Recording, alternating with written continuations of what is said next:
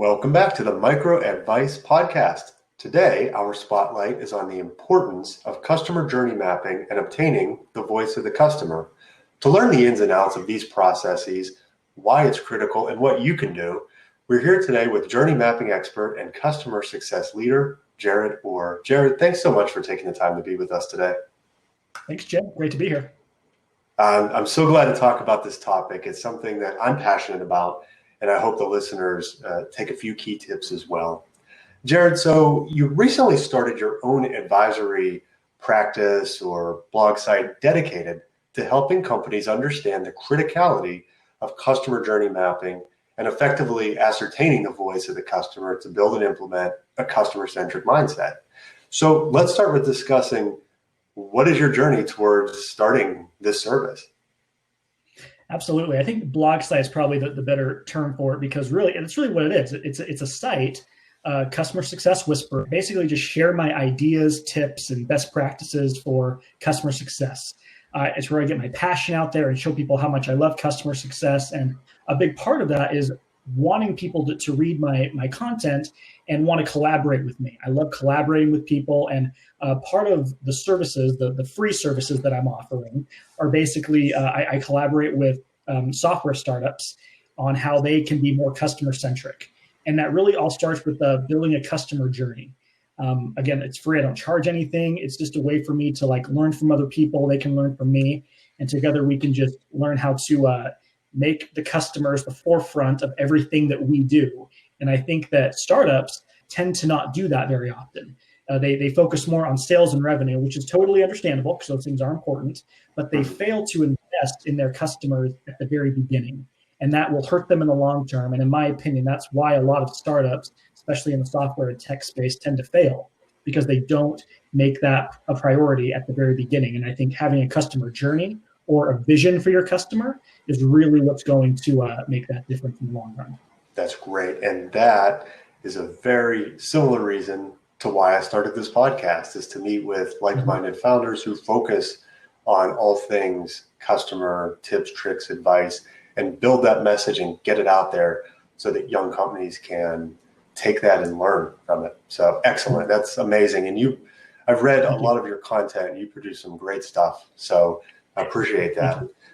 Jared, what are some of the ways that companies may think they're hearing their customers, but could be falling short in really understanding the customer's needs? Well, I think not having some sort of a VOC program, and that can take many different forms. NPS surveys are a big one, online reviews, just anything that involves generating and gathering customer feedback. That is really how how organizations can gauge how they're doing, how their customers are feeling about the product and service, and the overall experience their customers are having.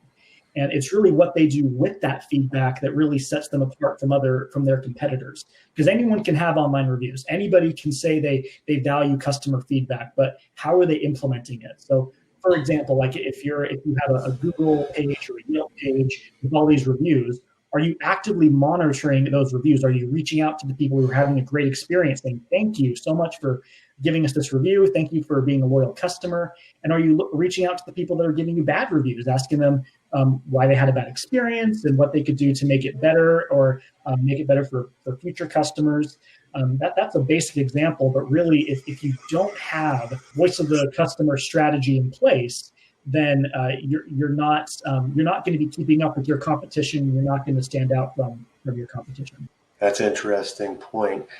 And I've noticed that in reading some of the public reviews out there, if the company does respond, oftentimes it can be in a defensive manner of, no, that didn't happen, or yes, you're the only one that thinks that, or something along those lines, in which case, given what you just talked about, it should be a little more open and collaborative. And I'm not saying that's always. It is select cases, but it's a point well taken. So early on, we had mentioned about a customer journey map. And I wanted to dig into this a little bit more. So, first of all, what is a customer journey map? And why should every startup make this a priority? Well, to put it simply, and this is how I usually describe customer journey maps, it's the vision that you have for each of your customers. And it encompasses, it's really twofold. It encompasses the desired outcomes that they have for your product and service, and the steps you are going to take in order for them to reach those desired outcomes.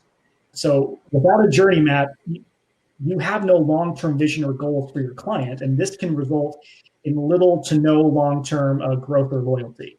So really what it is, it's the vision you have and what you are going to do to make sure that that vision is attained for every single one of your customers.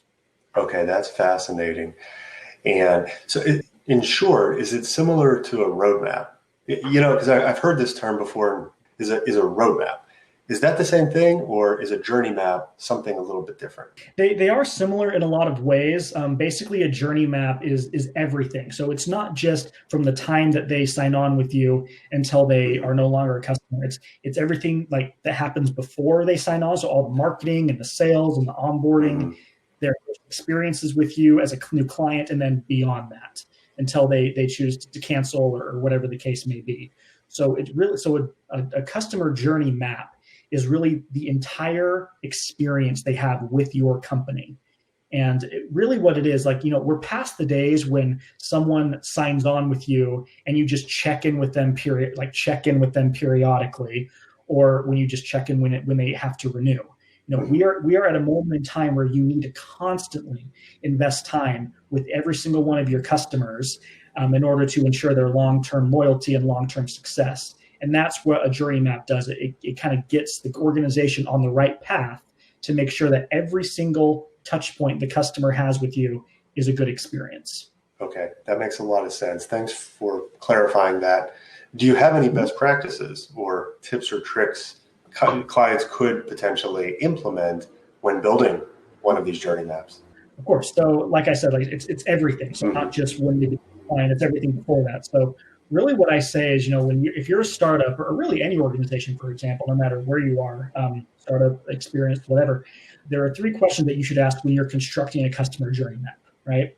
So the first question is, if you could have 100 of your niche customers in one room for 60 seconds, what would you say to them in order to get them interested in your product or service?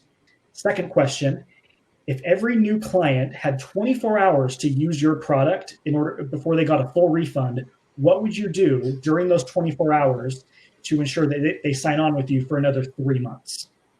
And then the third question is, if every new client signed on for 3 months and then could get a full refund after that 3 months was done, what would you do during those 3 months to ensure that they become a long-term loyal client, or I guess maybe sign on for another year, right?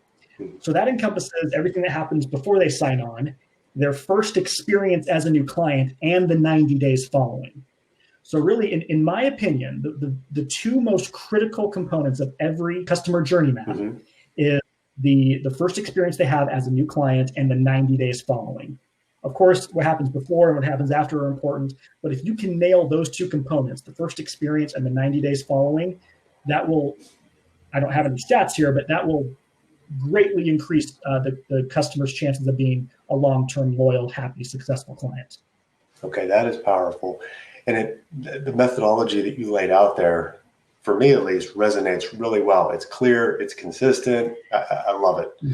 Jared, you recently wrote a blog post titled Providing a Legendary Customer Experience, which caught my attention. What are some of the ways you have seen this done well and conversely not so well? And what should startups consider when putting their customers first? Well, I could turn this into like an hour event session of all the terrible experiences that I've had with customers. Exactly. This is a positive. There's just so many of them out there. I know. We've all had them. That's right. We've all had them. And the thing is, as consumers, I think most people can relate to this. We remember the amazing experiences and the horrible experiences. As far as in the middle, I can't really think of any off the top of my head, but I can think of a lot of great experiences that I've had and a lot of terrible experiences that I've had. So that's why the title of that blog post is providing a legendary customer experience, because that is what people are going to remember. Really, it all starts, I know I've said this already, but it all starts with having that vision for your customers. It all starts with knowing not just what you want them to accomplish with your product or service, but what you want them to experience with your organization. I'll get into that in a little bit.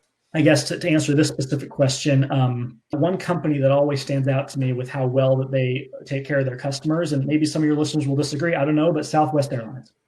Southwest Airlines to me provides such an incredible experience. And my wife and I, we're loyal customers for life. we love it there. And one of the things we love about them is there's no first class. You get a free checked bag.